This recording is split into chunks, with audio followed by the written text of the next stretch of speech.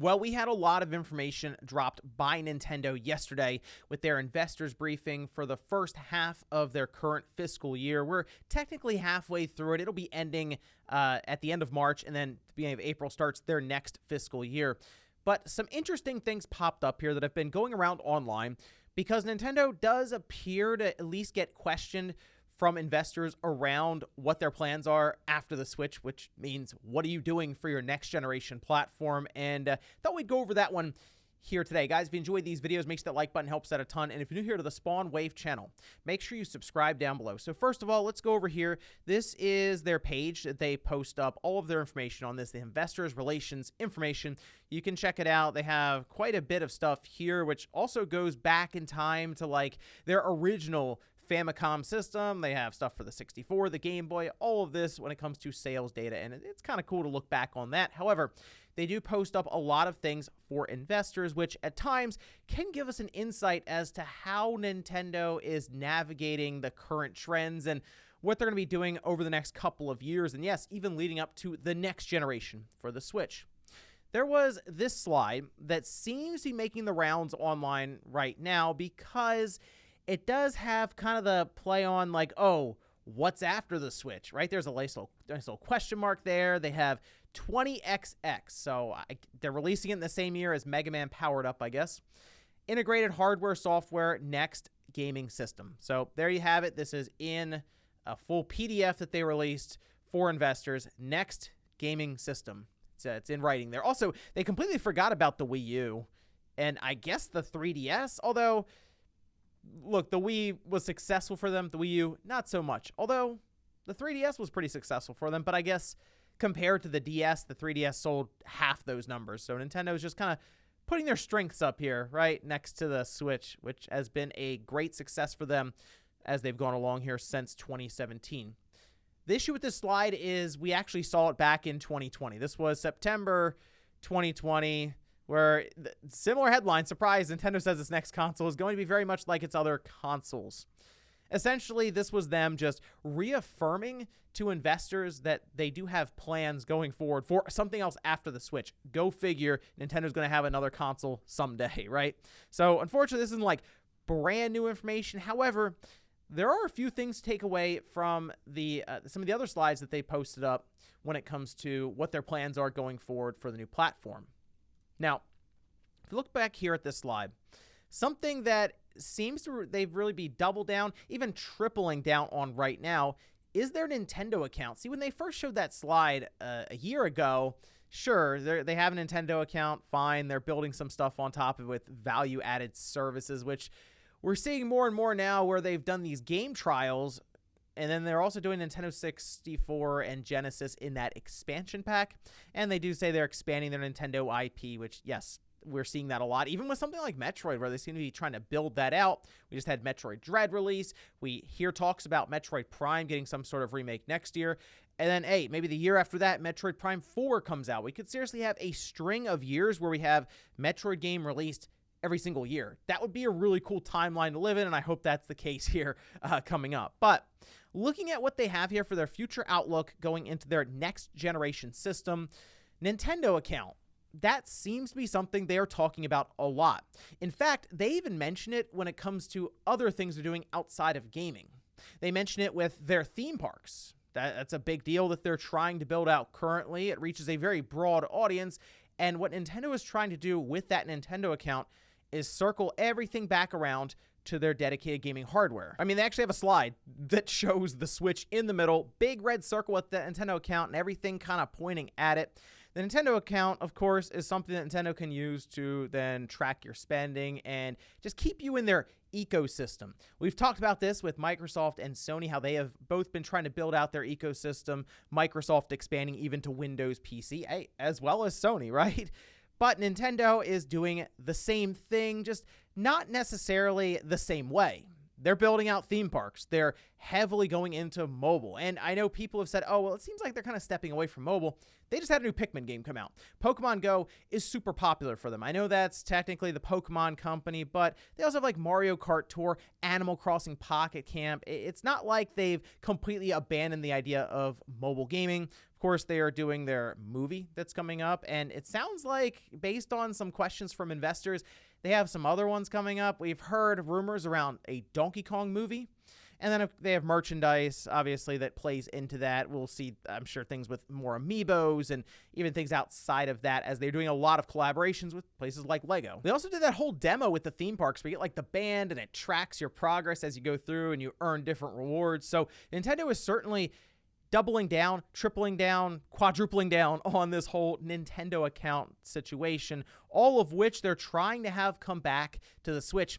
I feel like Nintendo realized what they had with the Wii was a general broad audience, and they've actually managed to recapture that with the Switch, but not exactly the same. The Wii was like Wii bowling, you know, like you play tennis, the boxing stuff, but you wouldn't necessarily go out and buy Skyward Sword. Like, that is an underperforming Zelda game on a platform that had over 100 million users, or people who have at least purchased the Wii, whereas the Switch continues to sell these first-party games while also bringing in a very broad audience, as proven by something like Animal Crossing, that clearly brought in an audience that, yeah, maybe they're not going to buy Shin Megami Tensei 5, for example. All of this has led to Nintendo accumulating over 250 million accounts. That's as of September 2021. And I know it doesn't necessarily mean that they have 250 million people paying in money like Nintendo Switch Online or something, but to them, that's 250 million people that they have at least entered into their ecosystem, whether it is through their theme parks or merchandise or through the Switch. Which brings us back to this slide here, Nintendo account, nice little red bar here going forward into the question mark or their next generation system after the Switch.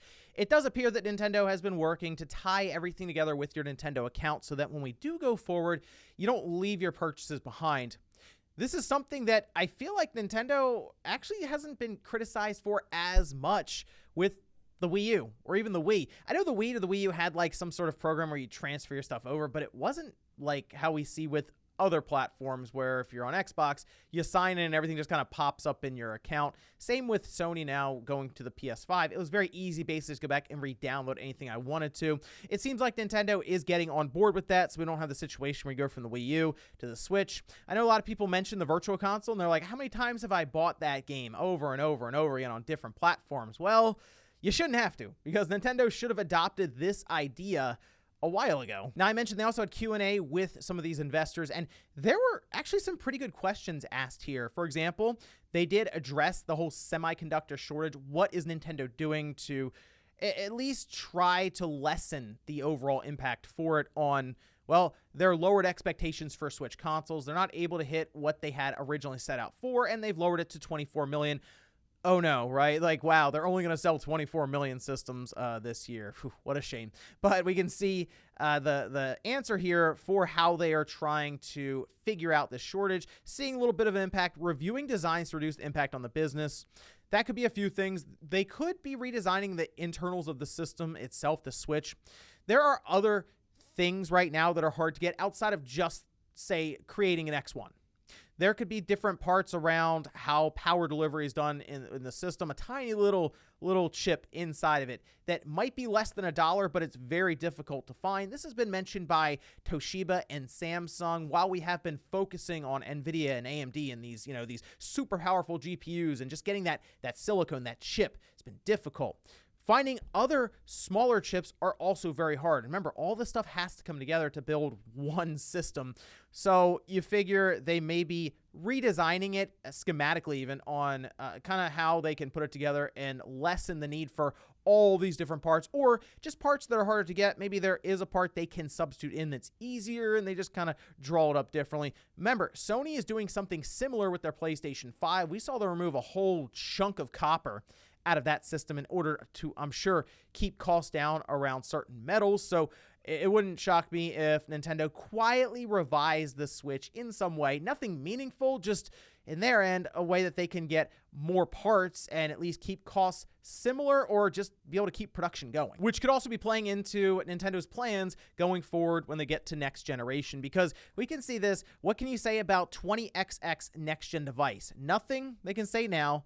They think the Switch, or at least they believe it is, still in the middle phase of the cycle. So that would mean maybe 2023, 2024, we could finally be jumping up to next generation for the Switch. That still leaves a pretty good amount of runway for Nintendo to take advantage, really, of the 100 million user install base that they have accumulated here, because typically you make the majority of your money for these different consoles after you have gotten to that point, generally in the later years, especially if you have some big releases coming up, because there's just more people to sell to now than there were when the Switch first came out. Even in the first 2 years, I mean, 100 million plus that they could sell Breath of the Wild 2 or Kirby or Metroid, or like there's a lot of things I'm sure coming up, a new Mario game, right? So Nintendo, I'm sure they'll be looking into going to next generation, but they're going to kind of enjoy the time they have now where they can keep selling people these games with this large install base and make a ton of money on the software. But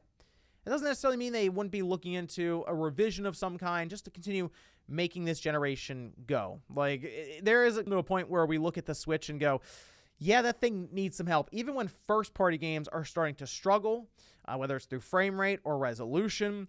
They do say, though, on the next gen, we are not saying right now, we are still going through internal discussion on concept, timing, etc., and discussing everything. So Nintendo is always working on new hardware. Like, that's not shocking to hear. I'm sure once the Switch came out, they started working on what's next. What can we do to either expand this generation, maybe with something like the Switch OLED, which they've been looking into for a while, or maybe a stronger Switch, something else I'm sure they've been looking into for a while.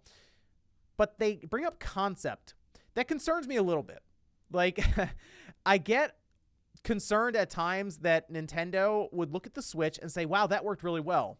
How can we Wii U this situation? Like, the Wii itself worked well for them with what they introduced, and then they come out with the Wii U, and it did not work, and I feel like that's because they did too much trying to change the concept up. They probably just wanted the Switch, and they couldn't quite get there with the technology that was available at the time, so it was this weird half step to the Switch, which they did get there eventually. Turned out really well. I'm concerned that they would look at the Switch and be like, how can we change this up completely? Nintendo, you don't have to do that. You really don't. Like, you don't have to have some wild and crazy concept. For the most part, people are sold on the hybrid nature. Maybe you bring in some way to do 5G support or basically just connectivity on the go. That could be big, or at least add an extra element to it.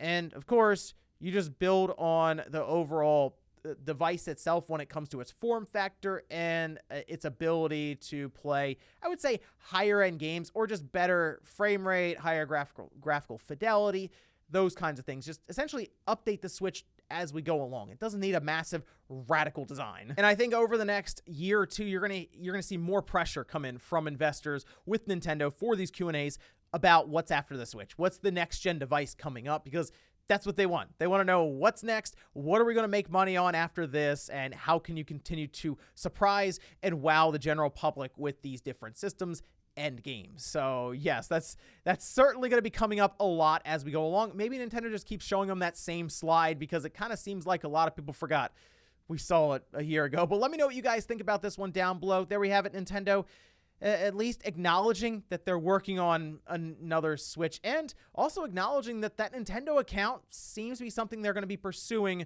going forward. Thanks, guys, for watching, and I'll see you next time.